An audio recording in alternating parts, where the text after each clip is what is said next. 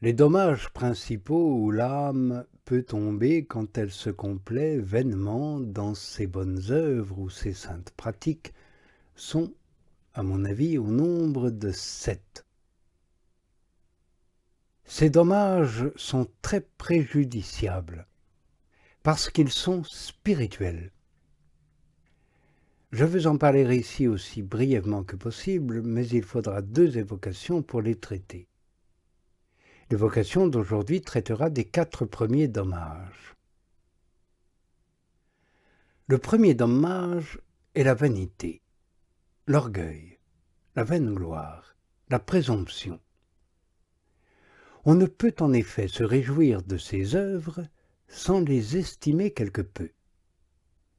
De là naissent la jactance et les autres vices dont nous venons de parler.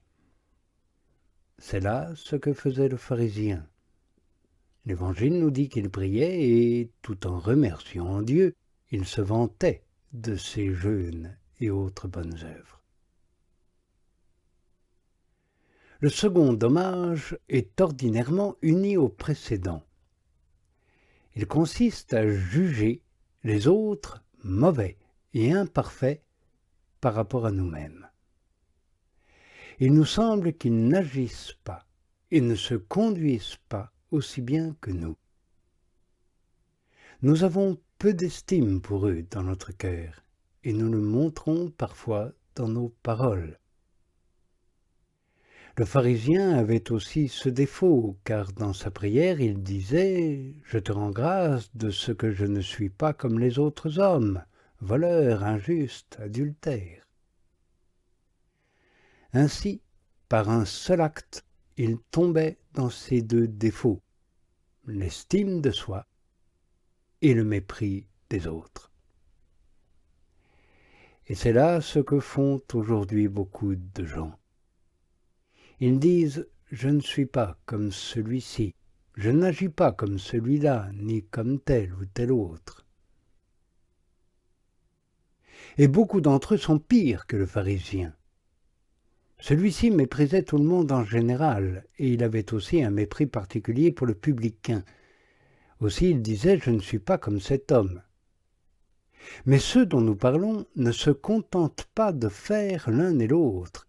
Ils en viennent à se fâcher et à être remplis de jalousie quand ils voient que d'autres sont loués, qu'ils agissent mieux et valent mieux qu'eux-mêmes. Le troisième dommage consiste en ce que, comme ces personnes ne recherchent dans leurs œuvres que leur propre satisfaction, elles ne les accomplissent généralement que quand elles voient qu'elles vont en retirer quelque satisfaction ou quelque louange. Aussi Jésus a-t-il dit d'elles « Tout ce qu'elles le font afin d'être vues des hommes, et elles n'agissent pas uniquement pour Dieu. » Le quatrième dommage découle de ce dernier. Et il consiste en ce que ces personnes ne recevront pas de Dieu les biens promis, parce qu'elles ont voulu les avoir dès cette vie, dans la jouissance, les consolations, l'honneur et d'autres intérêts qu'elles ont recherchés dans leurs œuvres. Voilà pourquoi le Seigneur a dit d'elles que de la sorte elles ont reçu leur salaire. Aussi ne retireront-elles de leurs œuvres que la peine et la confusion, sans fruit aucun. Quelle misère que celle qui découle de ce dommage parmi les enfants des hommes. Je suis persuadé que la plupart des œuvres qu'ils font en public sont vicieuses, sans valeur, imparfaites ou défectueuses devant Dieu, parce qu'ils ne sont pas détachés de tout intérêt et de tout respect humain. Quel autre jugement peut-on porter sur ceux qui accomplissent certaines œuvres ou élèvent des monuments commémoratifs dans le seul but de manifester les honneurs et les vains hommages dont ils ont été l'objet durant leur vie? Ne veulent-ils pas par là perpétuer leur nom, la célébrité et la noblesse de leur famille? Ne dirait-on pas qu'ils veulent se mettre là à la place des images des saints, devant lesquelles tout le monde doit fléchir le genou? On peut bien dire que quelques-unes de ces personnes, en agissant de la sorte, s'estiment elles-mêmes plus que Dieu. Et cela est vrai quand elles font ces œuvres dans ce but, et que, sans cette intention, elles ne les auraient pas accomplies. Mais laissons de côté ceux qui arrivent à un pareil excès. Combien n'y en a-t-il pas qui tombent dans le même défaut d'une foule de manières? Les uns veulent être loués pour leurs œuvres.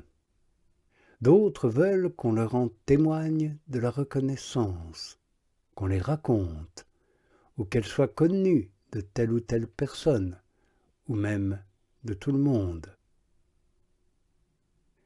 Parfois même, ils veulent que leurs aumônes ou autres bonnes œuvres se fassent par l'intermédiaire d'un tiers pour qu'elles soient mieux divulguées. D'autres font même toutes ces choses à la fois. Voilà ce qui s'appelle sonner de la trompette. C'est, dit Jésus dans l'Évangile, ce que font les âmes vaines qui, pour ce motif, ne recevront de Dieu aucun fruit de leurs œuvres. Il faut donc, pour éviter un pareil dommage, cacher nos bonnes œuvres, afin que Dieu seul en soit le témoin, et vouloir que personne n'en fasse cas. Non seulement nous devons les cacher à tout le monde, mais encore à nous-mêmes, c'est-à-dire que nous ne devons pas y mettre de complaisance, ni les estimer comme si elles avaient quelque valeur, ni en tirer la moindre joie. C'est là le sens spirituel que le Seigneur a donné à cette parole. Que votre main gauche ne sache pas ce que fait votre main droite. C'est-à-dire, ce n'est pas avec un œil terrestre et charnel que vous devez regarder et estimer la bonne œuvre que vous accomplissez.